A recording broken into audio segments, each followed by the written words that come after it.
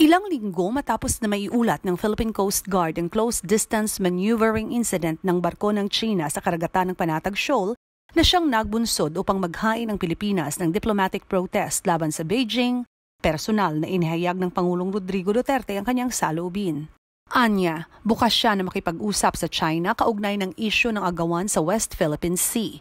Binanggit ito ng Pangulo kay Chinese Ambassador Juan Zilian habang nagtatalumpati sa inaugurasyon ng Binondo Intramuros Bridge Project sa Maynila noong Abril 5. Nabatid na present din sa inaugurasyon ng tulay si Ambassador Huang. Ambassador Huang, the Philippines and China, we do not have any quarrel. And we can talk about the Spratly Islands and probably the fishing rights of my countrymen.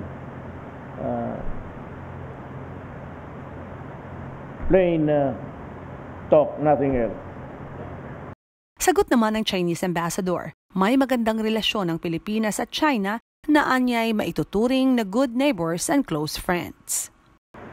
China and Philippines are good neighbors and close friends. From the Binondo Intramuros Bridge, we can see our cooperation fruits and the bright future of our relations. We are willing to work with the Philippine side to further deepen our practical cooperation for more benefits to our peoples.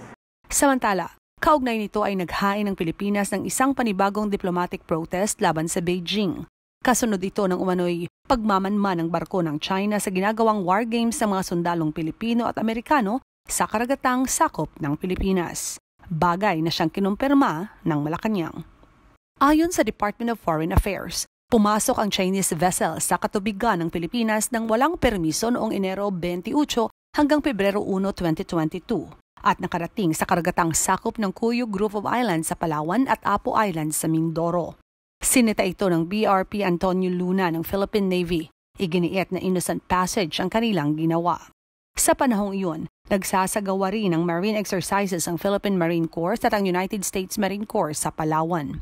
Pinapayagan ang innocent passage sa mga lugar kung saan ang mga foreign vessels ay maaaring pumasok sa Balabac Strait at lumabas sa Palawan. Sensitibo ang nasabing area dahil maituturing itong internal water na sumasakop ng katubigan sa pagitan ng Palawan at Mindoro. Jinky Baticados, IBC News.